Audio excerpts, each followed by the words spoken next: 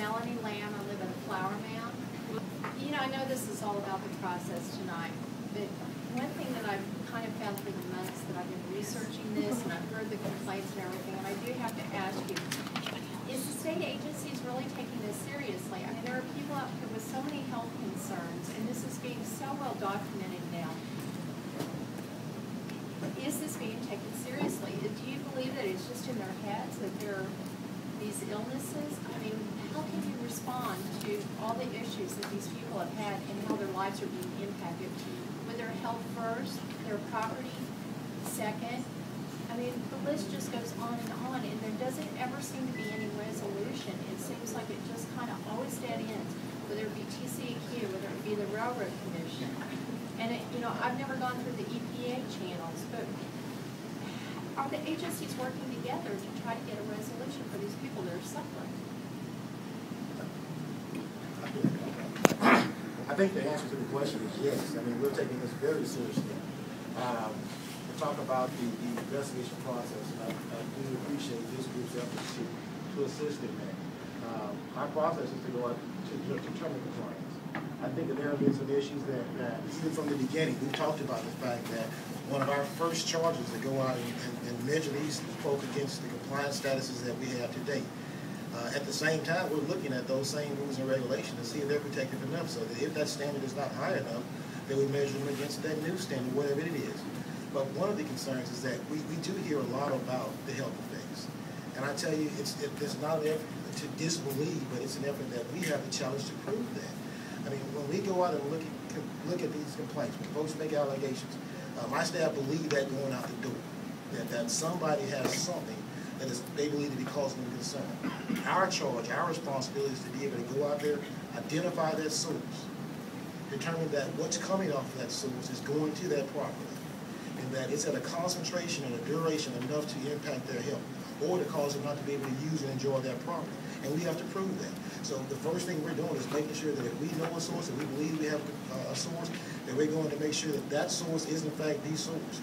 And that we're using our tools to measure the pollutants that are coming off of that source. So one, we can fingerprint. This is what's coming off. We talk to our toxicologists and we use a sample data to determine what is the expected effect of these pollutants that are going off of this facility. And the measurements that we're getting at this concentration, what health effects do you expect? What loss of enjoyment of the property do you expect them to have at that level? That's one way we're doing it. The other way is, I mean, I heard a lot of folks talk about, we have effects. We have nosebleeds, we have vomiting. And if it's a situation where we're having those things at a level that doesn't generally produce those effects, we want the medical records, we want the doctor's statements to help us support this violation. So all I can say is we are taking it seriously. We are going out doing those investigations. We're trying to gather those facts so we can prove those cases up. If in fact we can't prove it, we have three things. We're trying to substantiate that violation. We're trying to gather data to find out if that violation was unfounded. Or the third one, this is probably the bigger category, that we have data that shows that there is probably a problem, but we can't substantiate it. And that's where we got those continuations of going back out to sources, where we're looking at them again. Today is about answering your questions, but I would say that my numbers are a little bit different from yours, and I think part of the issue is that we have several things that we do. We do what we call a recon. A recon investigation is where we've been out to a site, a complaint has been lodged at that site or in that location. We couldn't confirm it. So we set a recon route about that. This is not new complaints. This is staff just saying, DISH, for instance, I know you listed DISH recon. That's not about new complaints being called. That's about saying, there's been enough calls about DISH. We're going to set up a recon route, and we're going to go out there once a week, twice a week, and just make this route, using our sample equipment to try to verify what's going on. Those numbers are a little bit inflated based on, we're going out there based on someone who's made a call in the past, and we're continuing to go out there and look at that source, trying to find out what it is. DISH is a challenge. There are multiple facilities out there. And when we talk about identifying the source, we need to be able to say, it's this guy, not those guys. And so we're trying to figure out which guy is it at that particular time. And so we're taking it very seriously.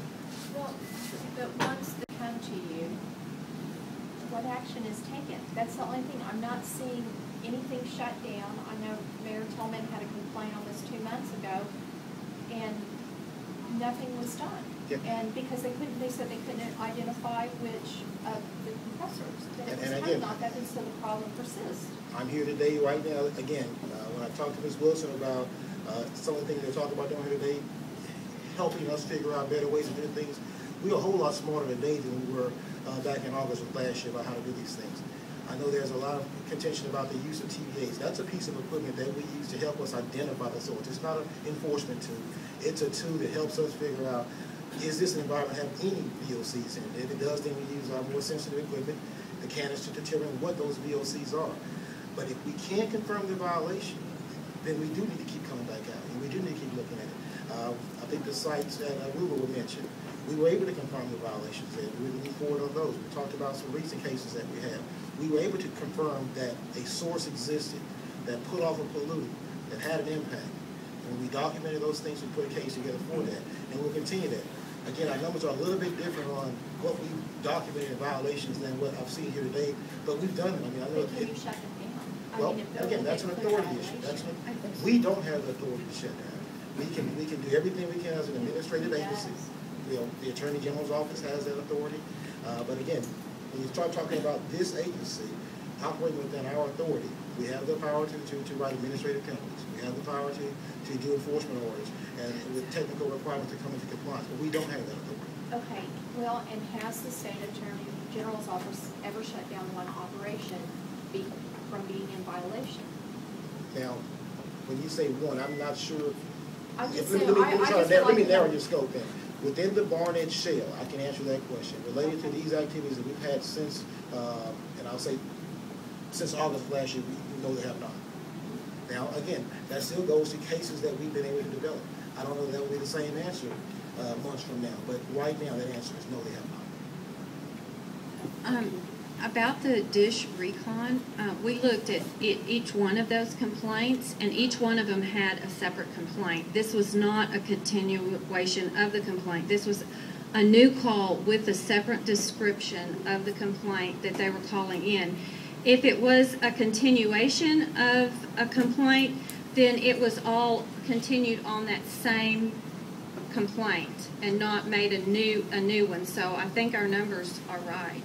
And the only reason I say that, again, I don't want to debate those numbers because I think you got some bigger issues you want to address today, but total of FY 2010, starting in September, basically ending August, we only had 328 complaints total.